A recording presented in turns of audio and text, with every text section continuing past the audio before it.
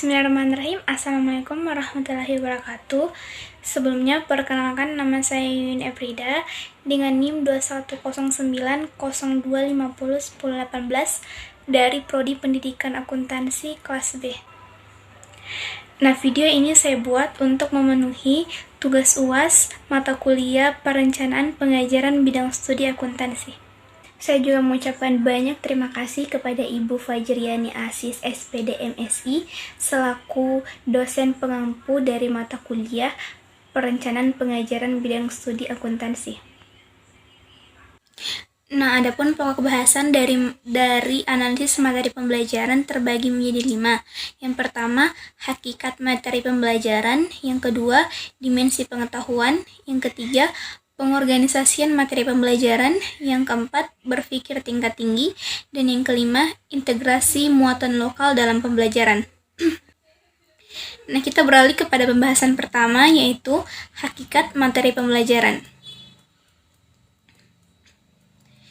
Menurut Winkel 2007, materi pembelajaran adalah bahan yang digunakan untuk belajar dan yang membantu untuk mencapai tujuan instruksional atau kompetensi capaian pembelajaran, di mana peserta didik harus melakukan sesuatu terhadap menurut jenis perilaku tertentu. Materi pembelajaran memiliki kaitan yang erat dengan kompetensi atau capaian pembelajaran. Nah, dalam setiap perencanaan pembelajaran, pendidik juga perlu memilih atau menyediakan materi pembelajaran dan juga mengembangkannya menjadi lebih jauh untuk kebutuhan pembelajaran. Nah, yang pertama, materi pembelajaran harus relevan dengan kompetensi atau dengan capaian pembelajaran dalam penerapan kurikulum 13 disebut dengan kompetensi dasar dan indikator pencapaian kompetensi. Yang kedua, cakupan dan kedalaman materi pembelajaran harus sesuai dengan tindakan satuan pendidikan dan kelas peserta didik. Yang ketiga, tingkat kesulitan materi pembelajaran perlu disesuaikan dengan kemampuan peserta didik untuk menerima dan juga memproses materi pembelajaran tersebut. Yang keempat, materi pembelajaran harus dapat menstimulasi minat dan juga motivasi dari peserta didik itu sendiri.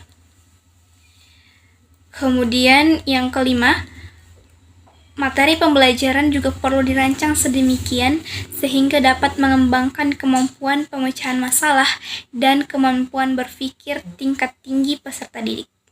Nah, selanjutnya kita beralih ke dimensi pengetahuan.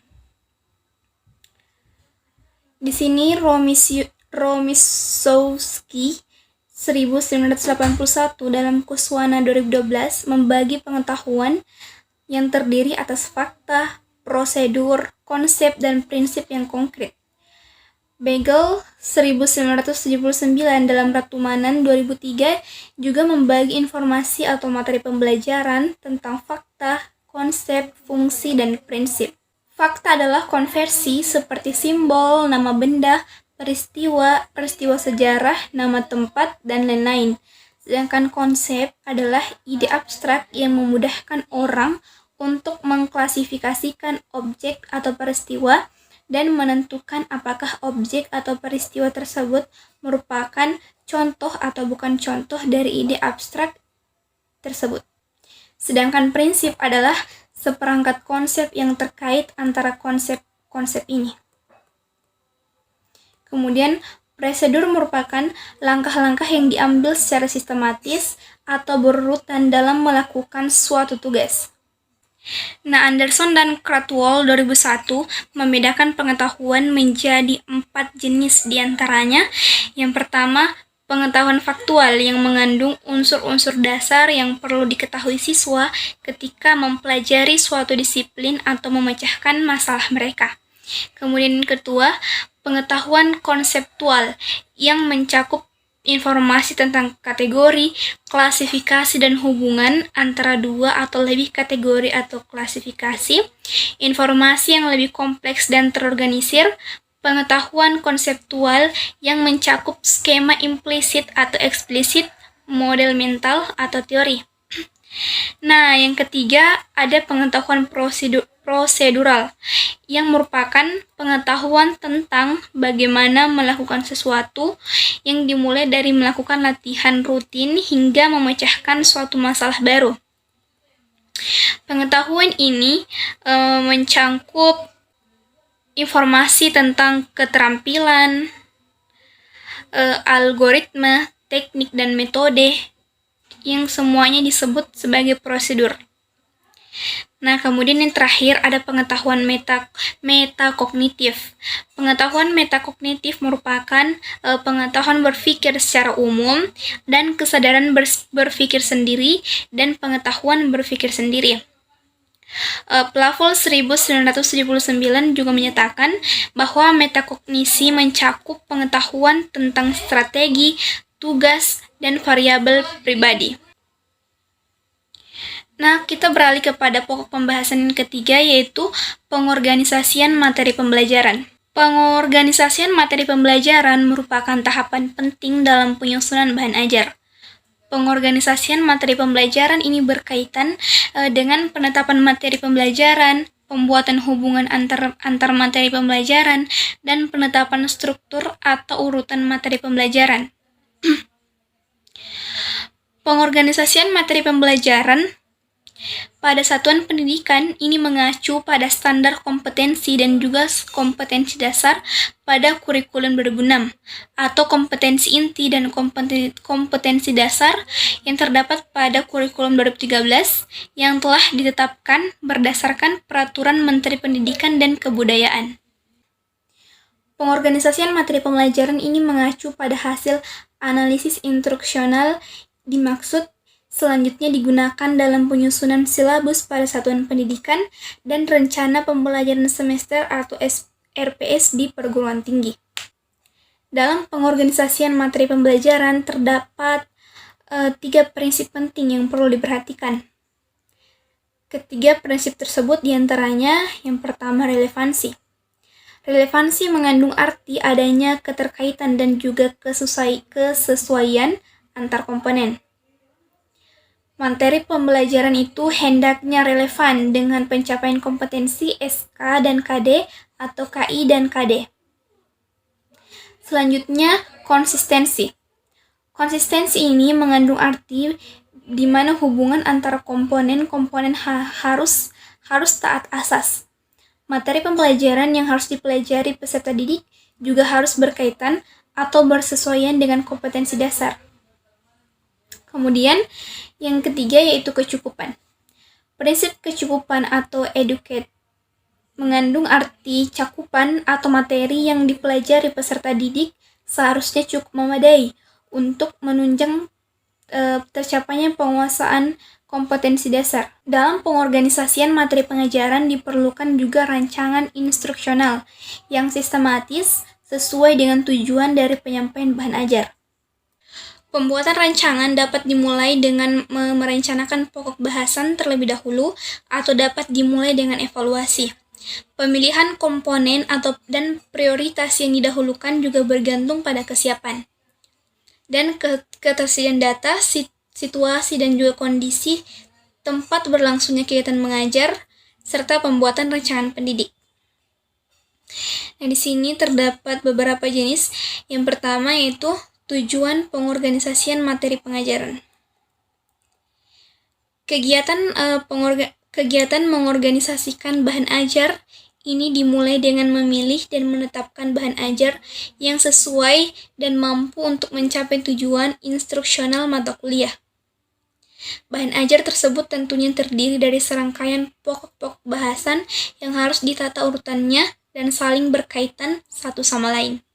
Selanjutnya, manfaat pengorganisasian materi pengajaran. Adapun manfaatnya terbagi menjadi beberapa bagian. Yang pertama, bahan ajar dapat diterima dengan mudah oleh peserta didik. Yang kedua, materi pengajaran ini lebih tersusun secara rinci dan juga sistematis. Yang ketiga, tujuan pembelajaran dapat tercapai sesuai dengan rancangan yang sudah dibuat. Dan yang keempat, perencanaan kegiatan dan sumber belajar dapat lebih terencana. Kemudian, aspek-aspek dari materi pengajaran. Untuk tujuan setiap pokok bahasan, sasaran belajar merupakan gambaran kemampuan peserta didik yang dapat diamati dan juga diukur. Nah, yang pertama, ada penyajian bahan ajar. Penyajian bahan ajar dilakukan dengan mengidentifikasi karakteristik peserta didik dan juga kondisi serta lingkungan pengajaran. Kemudian, kedua, ada evaluasi pengajaran. Evaluasi ini tentunya diperlukan untuk mengamati, mengukur ketercapaian sasaran belajar, dan menentukan metode, cara, juga alat yang tepat untuk melakukan pengamatan serta pengukuran sasaran belajar. Kemudian, aspek selanjutnya, garis-garis besar program pengajaran atau GBPP. GBPP atau Course Outline atau Silabus adalah rumusan tujuan dan pokok isi mata ajar atau program pengajaran yang meliputi satu mata ajar untuk diajarkan selama 1 semester. Yang keempat yaitu kriteria pemilihan materi pengajaran. Pokok pemilihan bahan ajar atau materi pembelajaran adalah standar kompetensi dan juga kompetensi dasar.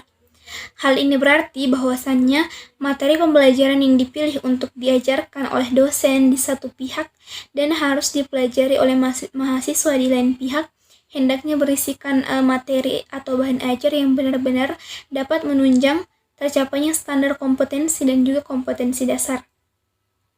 Dengan kata lain, pemilihan bahan ajar ini haruslah mengacu atau merujuk pada standar kompetensi. Setelah diketahui kriteria pemilihan bahan ajar, kemudian ada langkah-langkah pemilihan bahan ajar yang meliputi pertama, mengidentifikasikan aspek-aspek yang terdapat dalam standar kompetensi dan kompetensi dasar. Yang kedua, mengidentifikasi jenis-jenis bahan ajar. Yang ketiga, memilih bahan ajar yang sesuai atau relevan dengan standar kompetensi dan kompetensi dasar. Nah, kemudian yang kelima, jenis-jenis materi pembelajaran. Yang pertama yaitu materi fakta. Segala hal yang berwujud kenyataan dan kebenaran meliputi nama-nama objek, peristiwa sejarah, lambang, nama tempat, nama orang, nama bagian atau komponen suatu benda, dan sebagainya. Kemudian jenis yang kedua itu materi konsep. Segala yang berwujud pengertian-pengertian baru yang timbul sebagai hasil pemikiran, baik yang meliputi definisi, pengertian, ciri khusus, hakikat, inti atau isi, dan sebagainya. Yang ketiga, materi prinsip. Beberapa hal utama, pokok, dan memiliki posisi terpenting, meliputi dalil, rumus, adagium, postulat, paradigma, teorema, serta hubungan antar konsep yang menggambarkan implikasi sebab akibat. Kemudian yang terakhir yaitu materi prosedur, yang meliputi langkah-langkah secara sistematis atau berurutan dalam mengerjakan suatu aktivitas dan kronologi suatu sistem. Nah, kita beralih kepada pokok pembahasan yang keempat yaitu berpikir tingkat tinggi. Keterampilan berpikir tingkat tinggi dapat diartikan sebagai menggunakan secara luas pemikiran untuk mendapatkan tantangan baru.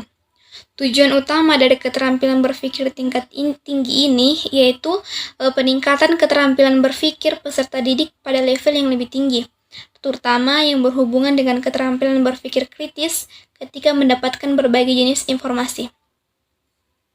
Dan juga berpikir kreatif dalam menyelesaikan masalah dengan mengaplikasikan pengetahuan yang dimiliki dan memutuskan solusi dari berbagai situasi yang kompleks.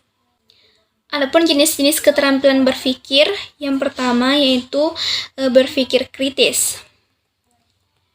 Menurut Ennis, berpikir kritis merupakan keterampilan tingkat tinggi dengan cara yang rasional dan reflektif menuntaskan tentang apa yang dilakukan atau yang dipercayainya. Berpikir kritis ini sebagai proses pemikiran yang pada dasarnya merupakan pemikiran yang baik yang memenuhi kriteria dan standar kecukupan. Selanjutnya yaitu berpikir kreatif. Berpikir kreatif yaitu menyatukan informasi agar tiba pada konsep, ide atau pemahaman baru yang menyeluruh. Seorang siswa yang mampu untuk berpikir kreatif juga harus dapat diarahkan melalui proses yang berkesinambungan. Langkah-langkah dalam proses berpikir kreatif meliputi 4 tahap, diantaranya yang pertama tahap persiapan, yang kedua tahap inkubasi, yang ketiga tahap iluminasi, dan yang keempat tahap verifikasi. Jenis keterampilan berpikir selanjutnya yaitu metakognisi. Metakognisi yaitu kesadaran seseorang terhadap proses-proses berpikir yang dimilikinya. Metakognisi ini sangatlah penting karena pengetahuan tentang proses kognitif dapat menuntun siswa di dalam menyusun serta memilih strategi untuk memperbaiki kinerja positif. Kemudian, perencanaan pembelajaran untuk menstimulasi berpikir tingkat tinggi. Beberapa hal yang harus dilakukan oleh pendidik diantaranya yang pertama, mengembangkan materi pengayaan. Pengayaan ini berfungsi untuk memperdalam pengetahuan peserta didik sekaligus untuk menstimulasi berkembangnya kemampuan berpikir tingkat tinggi. Kemudian, mengidentifikasi soal-soal pemecahan masalah pada buku teks yang menuntut aktivitas berpikir tingkat tinggi peserta didik. Selanjutnya, rancang aktivitas yang dapat menstimulus berpikir tingkat tinggi peserta didik, seperti menyelesaikan lembar kerja peserta didik atau LKPD, membuktikan sebuah teorema atau rumus, memeriksa kekeliruan dalam sebuah prosedur kerja atau prosedur pembuktian, menyajikan sebuah kasus dan meminta peserta didik untuk mencari solusinya, dan membuat clipping, koran, dan lain sebagainya. Nah, kita beralih kepada pokok pembahasan terakhir yaitu integrasi muatan lokal dalam pembelajaran. Muatan lokal merupakan muatan pendidikan yang di dalamnya terdapat beberapa aspek-aspek lokal, yaitu aspek kontekstual, lingkungan, budaya, dan sebagainya.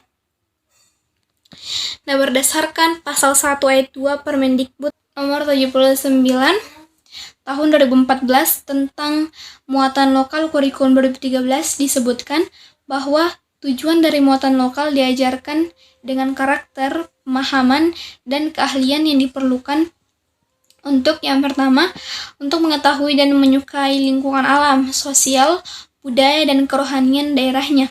Kemudian menjaga dan memperluas kelebihan serta kebijakan daerah untuk kegunaan diri sendiri dan lingkungan dalam mendukung pembangunan nasional.